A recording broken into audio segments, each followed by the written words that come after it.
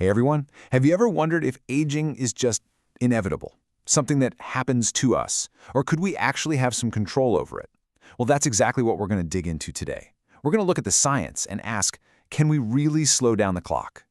Okay, so obviously we can't stop time itself. The clock is always going to tick. But what's really fascinating is that new research is showing the speed at which our bodies age, well, it might not be set in stone. And that opens up a massive question, right? Can we actually influence how we age? And this, right here, is the big breakthrough. For the longest time, we thought of aging as just random wear and tear, things breaking down. But scientists are discovering that's not the whole story. It looks like aging is actually regulated by specific biological programs running inside our very own cells. And, if something is a program, that means we might just be able to tweak the code. All right, so let's start this quest to see if we can age better. And, believe it or not, the first major clue scientists found has to do with something we do every day: eating. The diet connection. So what's really interesting is that this isn't just about eating less in general, simple calorie restriction. The research is showing that the kind of food you eat, the specific nutrients, has a huge direct impact on those aging programs inside our cells. And a perfect example of this comes from a fruit fly experiment. Look at these results. It's pretty black and white. The flies that were fed a high-protein diet, they died a lot earlier. But the ones on a balanced diet, they lived longer, healthier lives. It's a huge clue that maybe, just maybe, too much of certain things, like protein, might actually accelerate aging. But okay, it's not just about our own cells. This is where it gets really wild.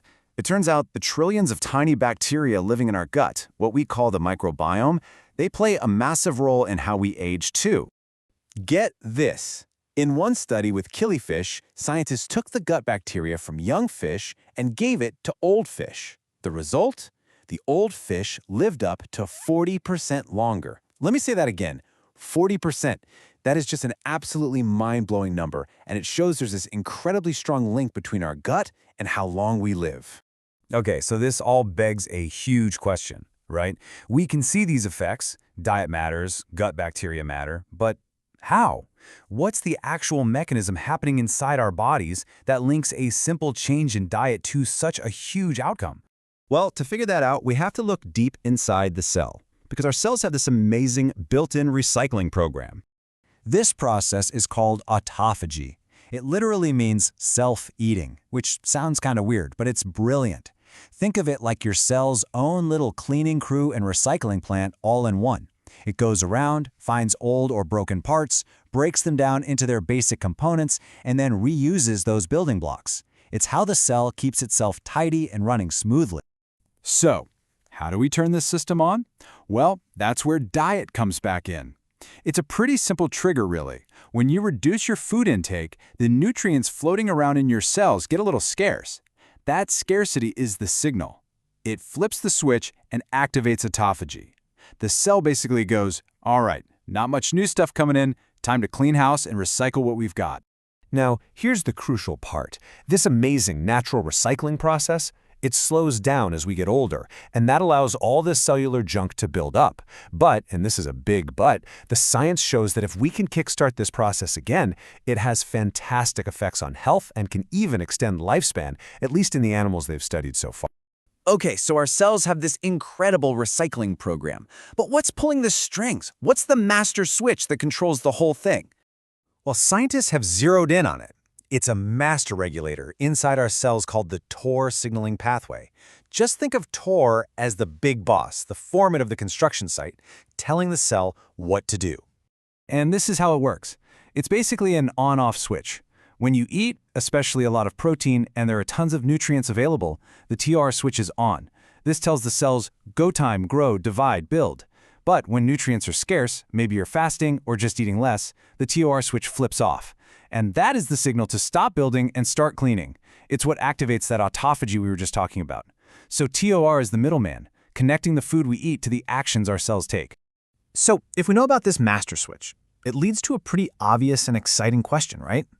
Could there be an anti-aging pill, something that could flip that switch for us? Okay, let's be super clear right up front. Right now, today, there is no magic pill that's proven to make humans live longer. But now that scientists know about these key pathways like TOR, they finally have a target to aim at. And here are a few of the most promising compounds they're looking at. There's rapamycin, which is really exciting because it directly hits that TOR switch and turns it off. Then there's metformin. It's actually a super common diabetes drug, and it seems to extend lifespan in mice too. And finally, there's a whole new class of drugs called senolytics, which are designed to basically take out the cellular trash by getting rid of old, broken down cells. They all sound amazing, but they're still very much in the research stage. And this quote from a researcher really puts it perfectly. So there are already some promising drugs. Whether they are suitable for use in humans still needs to be researched in more detail. That's really the bottom line. The potential is there, but the science has to be done carefully to make sure these things are actually safe and effective for all of us. So what's the big takeaway from all of this? Well, the science seems pretty clear on one thing. Aging isn't just this unstoppable freight train that we're tied to. It looks like we really can influence it through what we do today and maybe, just maybe, with medicines in the future. We're learning that we have more of a say in how we age than we ever thought possible. The only question left is, what are we going to do with that knowledge?